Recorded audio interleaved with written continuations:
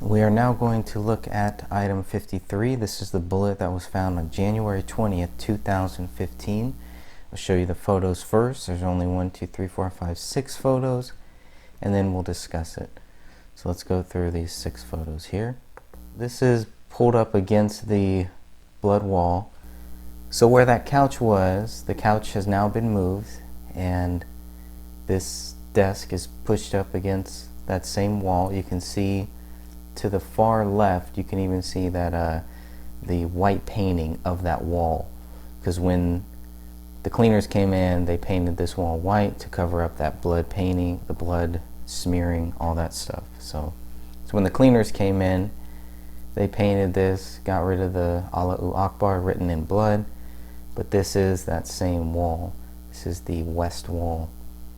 You can barely see that mushroom bullet right there in the center on the floor.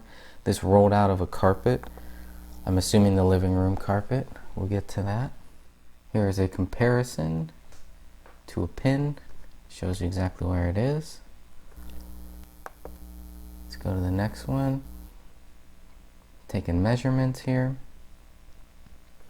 Doesn't appear to be any blood or anything, but apparently blood was found on that, and the blood matched Rania, the 5-year-old daughter. So on January 18th, they leave the house without this bullet. Here's another shot of the bullet. Reading from Brian Bones' report here. At approximately 1300 hours on 1/20/2015, Detective McKnight was contacted by the company cleaning up the Crowley residence at the request of David's father. The cleanup crew personnel notified Detective McKnight that they had discovered a bullet at the residence. They relayed to Detective McKnight that while picking up the rug from the main living room area, a bullet had come out of the carpet and fallen to the floor.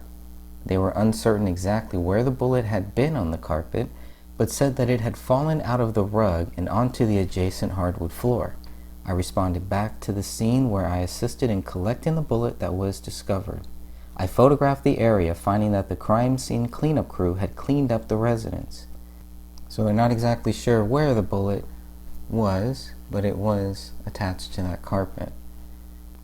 And somehow the crime scene team, the BCA, they missed this, collecting evidence. Everybody collecting evidence missed this. The bullet will be transferred to the BCA crime lab for further analysis. It should be noted that the bullet was predominantly flat on the back and was sitting on the front mushroom portion of the bullet. The bullet appeared to be mostly intact at the time of our discovering it. The photographs of the bullet were later downloaded to a secure server at the Apple Valley Police Department. So that's what Brian Bones says about item 53. Here's what Detective McKnight says about item 53. Since these meetings, I've worked with the family on a number of issues, including getting the dog that was found in the house to DJ. They also asked that I work with the biotech crime scene team and escort them into the house. I was contacted by the cleanup team while they were in process. They stated that they had located a bullet that had been rolled up in the carpet. The bullet had rolled out under the hardwood floor that had already been cleaned. I went to the house and assisted Detective Bone and Booth in collecting the bullet. Here's another interesting thing about item 53 is when the blood tests are done, when the DNA tests are done, it is found that there is a mixture of 2 or more people. David and Kamel are excluded from being contributors. So we have another person here, another person that contributed to item 53. Very curious there, right? Perhaps this might be the biggest smoking gun of them all. Does this show that somebody else was in the house? Does this show that somebody else was in the house at the time of the murders, at the time of these killings? How does item 53 match Rania, but not David or Kamel? It's an interesting one there. There's also mentioned in the BCA report that item 53 was shot from item 1. So if they believe that item 1 shot item 53, yet item 53 is showing 2 people's DNA and David and Kamel are excluded, could that mean that somebody else fired item 53 from item 1? Whatever the case, it is 2 or more DNA profiles that were found on item 53. One matches Rania. It does not match David and Kamel. Let's now look at item 57. Item 57 is also a bullet that was found on February 18, 2015. No blood is found on this bullet, but the DNA profile does match David Crowley. In all of the photos that we have, there is one that shows the ceiling where the bullet should have been on January 17th. Let's look at that one. And here is the only image that we have so far that would show whether or not a bullet hole was in the living room ceiling when the police first entered this house on January 17th, when these photos were first taken. This photo is included so that way you can see what it looked like 1 month later, what the house looked like there. In the second image, we're pulling back a little bit. You can see that the marker on the south wall is still there. I'm not sure if blood is still there or not. Let's look at the third image here. Getting another shot. And you can see definitely some things look white there. 2 different types of curtains, both red, not matching at all. The shoes are still there on the ground. Let's look at the next one. Now we're getting a closer image. So hard for me to say exactly if that's before or after Joe Cooksley puts his finger through this hole. So the reason that this hole might look a little big to us right now is because by this point Joe Cooksley has already put his finger through it. Alright, here's another angle of that hole that you can see there. They don't mention any traces of blood or anything like that here, so let's go to the next one. An even closer image. This is going to lead up into the attic.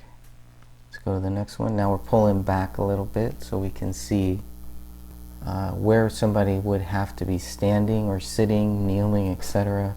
for the bullet to enter in this way. Let's go to the next one. It's going to give us a little more close-up view here. It's a pretty big hole. Obviously you're not going to miss that one right there. So I'm assuming that is when, definitely after Joe Cooksley put his finger through it for whatever reason. Here's another image scrolling to the next one. We get to see that hole and the distance from the light for one last time.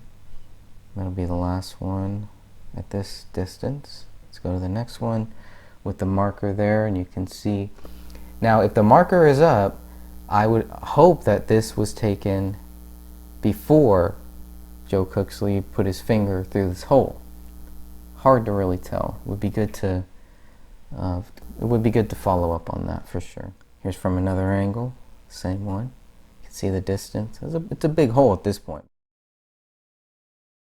Now we're going into the attic. This is from the master bedroom. You can also get to the same attic from the garage. And I believe one person went up this way and the other BCA crime scene team person went through the garage, and they scattered the attic. They looked through the attic. What you'll notice here though in the next photo right here is that there is a ladder there, and this ladder was not there when police left this house on the 17th. Not clear if it was there when the police left the house on January 20th or not, but that's how they got up there, or that's how somebody got up there. So somebody was up there, and we know that that was Chris Klein, Mason Hendricks, and that cast of characters, a group of them. Depending on who you ask, you might get different stories about who exactly was in the house on January 19th. We'll get to that later. And here's another shot to show the distance, how far back it was. Let's go to the next one. We're now in the attic. Okay, so hard to see there where it is, but it's kind of in the upper left corner is where the bullet is. Let's go to the next photo. Getting another angle so you can see the drywall. The bullet goes up through this attic. Skip to the next one. Hits this top paneling here. You can see by the white marks there. Let's go to the next one. And lands right here. You can see exactly where the bullet lands. Next shot is a little close-up view, closer view of that one. Let's go to the next one here. Here's a close-up view of that hole. Let's go to the next one. Close-up view of the plywood leading to the roof. Next one. It is now labeled as item 57. Next shot, a closer view of item 57 as well. Next one gives us item 57 still, but now we're pulling back a little bit so we can see exactly where the bullet went into the attic and then bounced back down. Hopefully that will help somebody give us some clear indication of where the bullet was coming from here. Here's an even further view, a little pulled back a little bit more. These are all DSC, by the way. Next one. Now some of these were included in the BCA photos that we got later on, unlike item 53. And let's go to the last image here, and you can see where the white markings are and where the bullet probably ricocheted. But in order for it to ricochet here, to land back down where item 57 is found, how far away would someone have to be? Would someone have to be literally on the ground? And none of that answers the question of why police missed this either. So let's read from the police reports. This is Brian Bones' police report about Chris Klein.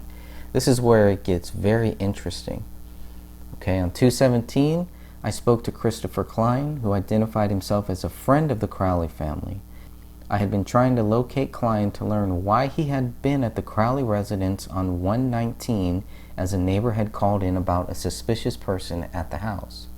Klein received my business card at his residence and called me back at approximately 1700 hours on 2/17/15. Klein wanted to ask me questions about the status of the investigation and was speculating about how many rounds had been discharged at the house. He indicated to me that he had been in the house since the discovery of the Crowley family at the residence.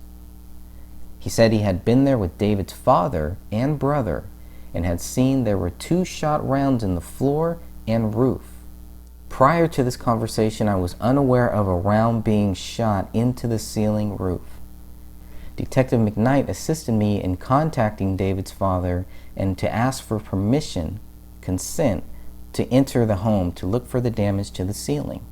On 2/18/2015, Detective McKnight spoke to Daniel Crowley and obtained permission to go into the house. At approximately 1500 hours, Detective McKnight and I used the house key in the front door lockbox to gain entry into the house. We immediately found what appeared to be a bullet hole in the ceiling near the front door and adjacent to the living room. From my initial looking at the hole in the ceiling, it appeared that the bullet may have come from the living room area. Based on the angle, the bullet appeared to have traveled through the sheetrock. We looked for access to the attic area of the house and found that the attic access from the master bedroom room closet was open. This had not been open at the time of our initial search of the house on 1/17/15. I contacted the BCA crime scene team and advised them of our findings.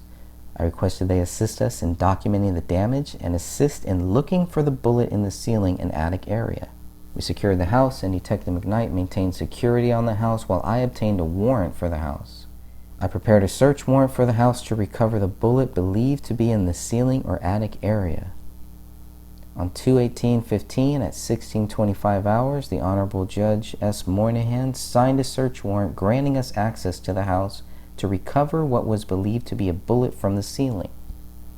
Detective McKnight NTS assisted me in executing the warrant with the assistance of the BCA crime scene team and Special Agent Olson with the BCA.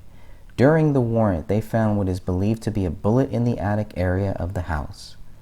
See the BCA crime scene team's report and photos for more information on the bullet. The BCA crime scene team collected the bullet and completed a property receipt, which was left at the house. Here's where it gets interesting. On 2/19/14, I viewed photos taken from the initial search of the house. In viewing these photos, I could see the hole in the ceiling, which we discovered on 2/18/15. So he's claiming the photos do exist. This is still Brian Bone. The photos do exist that show a bullet hole was in the living room ceiling on January 17th. But he also states here that he did not see it. He was not aware that a bullet hole existed on January 17th. Nobody was. Nobody was.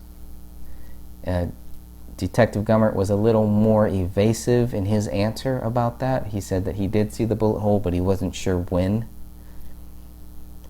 And I think what it comes down to is nobody saw it on January 17th, and nobody knew about this bullet until February 18th, a month later.